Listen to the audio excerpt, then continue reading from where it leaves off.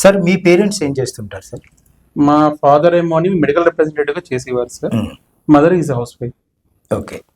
మీతో పాటు తోబుట్టువులు? ఒక బ్రదర్ ఒక సిస్టర్ ఉన్నారు సార్. సిస్టర్ మ్యారేజ్ అయింది, బ్రదర్ మాతోనే ఉంటారు. మేడం మీ పేరెంట్స్? అమ్మ నాన్న ఇద్దరు టీచర్ సార్. నాకు ఒక అన్నయ్య ఒక తమ్ముడు ఉన్నారు.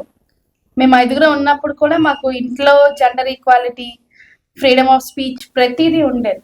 మేబీ వాళ్ళు అలా ఉండడం వల్లనే ఏమో నాకు తెలీదు, నేను కొంచెం ఫ్రాంక్ గా అండ్ చాలా ఫాస్ట్ గా ఉంటాను.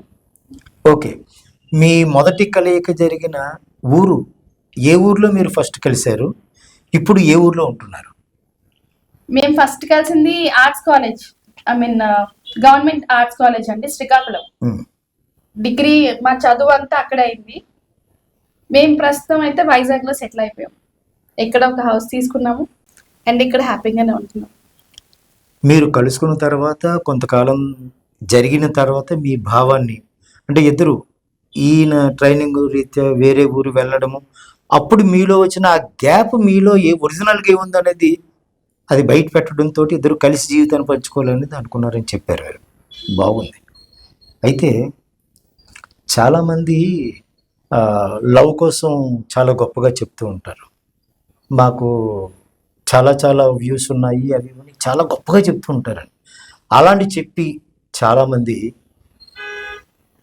జీవితాన్ని పంచుకోలేని పరిస్థితులు చాలామందిలో ఉన్నాయి. పంచుకున్న ఎంత వేగంగా పంచుకున్నారో అంత తొందరగా విడిపోతున్న వాళ్ళని చాలామందిని మనం చూస్తున్నాం. ప్రేమ నిలబడాలి అంటే, ప్రేమ కలకాలం ఉండాలి అంటే దానికి ఏదో ఒక విషయం అవసరం ఉంటుందండి. మీ దృష్టిలో ప్రేమ జీవితం నడవాలి అని అంటే ఏం ఉండాలనుకుంటున్నారు మీరు? సార్, ఒకటి, ప్రేమ అనగానే వాళ్ళ పాజిటివ్ సైడ్ చూసి ఇంప్రెస్ చేయడానికి ట్రై చేస్తారు తప్పితే వాళ్ళలో ఉన్న నెగిటివ్ షేడ్స్ చూపించడానికి భయపడతారు. నెగిటివ్ షేడ్ కనిపిస్తే ఎక్కడ వదిలేసి వెళ్ళిపోతారో అన్న చిన్న బెంగ ఉంటుంది.